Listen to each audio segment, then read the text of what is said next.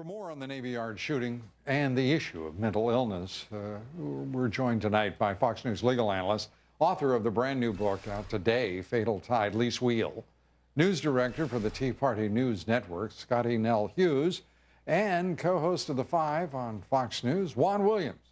Good to have you all here, and let me begin, Lise, with you. The President of the United States turning immediately to a political purpose as people are dying and have been killed at the Navy Yard. That is, right. The White House has said that was a Republican response. Let's be clear, I'm an independent, and I was appalled. I am too, because not only dying and being killed, we didn't even have the identities of those who were dead and wounded. And still going out and making this a political argument or any kind of rhetoric at that point, when they should have just been in the mode of, let's try to help, let's find out what's going on, let's be an honest media, let's be out there and do whatever we can do for these souls. That wasn't happening. An honest media. I have a hard time even associating that, Scottie. This was not an honest media. This was a media that reported an AR-15 was in the possession of this shooter. This is a media that reported there were 3 guns, not 2, in the possession of this shooter. And very few reporting that it was a shotgun and a handgun. And the shotgun bought legally, we know. Mm-hmm.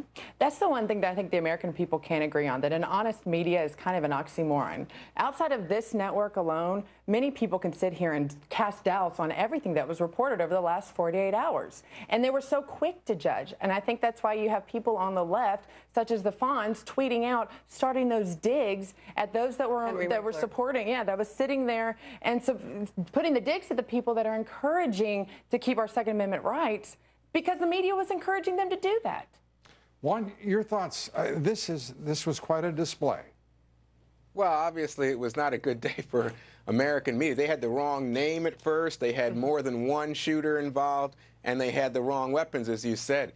I think where I disagree, Lou, with you and the panel here is I thought the president came out to give a speech about economic policy. He did what he should have done at the very top, which is to express concern and sympathy for people who had lost their lives in the entire tragedy at the Navy Yard. But then he went on to give a speech about what's happened, in terms of budget and 5 years after the economic collapse. It had nothing to do with the Navy Yard, and I don't think it was in any way connected to the Navy Yard. 3,800 words worth of prepared remarks by the president on how successful he and his administration have been. There was no, I noticed, dissenting view from 23 million Americans who remain unemployed or underemployed, or those who are looking for somewhat higher interest rates for their savings, who are retired in this country. Almost no mention ever of the folks, the elderly and the retired. But the issue of gun control being attached to this is just, to me, breathtaking. And we know that this issue is going to come forward. And at some point, there has to be a politician, whether on the left or the right, a moderate, whomever he or she may be, that says, we are talking about mental illness. The Virginia Tech shooter, Jared Loughner and Gabrielle Giffords, the Aurora, Colorado shooter, the Newtown, Connecticut. I mean, it goes on, and we've got a president with the reflexive instincts to exploit tragedy rather than talk about the root cause, and that is mental illness. Mental illness, because and the way in which we are treating or not treating. That's the point. We're not treating. And the flags, the red, yellow, whatever, all these flags again and again and again, when you talk about Newtown, when you talk about Fort Hood, when you talk about yesterday's massacre, we had so many warnings, we being the government, we being the system, we being the state in the case of Newtown, and nothing happens about mental illness. We have to address that issue. Listen, every single time that the president steps up to give one of his fabulously prepared remarks, it reminds me of my 6-year-old child throwing a temper tantrum. And yesterday was the best example, as he was pointing fingers at, well, the reason why this isn't happening because of this person, this person, this person, this group. He pointed out the Tea Party. What we need right now is someone to take responsibility and responsibility of the real issue, which is the mental health issue. All of these have in common that all these people had mental issues and that it was in gun-free zones. The direct connection between this and Fort Hood is completely linked. Both gun-free zones, both by people that had given us warnings. The politics of this one, you get the last word on it. Your thoughts, its implication for the administration's agenda. Will they pick up gun control? And how will the Democratic Party respond to what has to be within their ranks somewhere, a quest for intellectual honesty and straight talk to the American people about the root causes of what we are witnessing and the tragedies that have been caused. Well, let me just say, I just think there's so much dishonesty, so many lies all around. But let me just start here. I think that when people point to mental health, it's a legitimate issue, but so many people are hiding behind that issue instead of talking about the easy access that so many people in this country have to guns.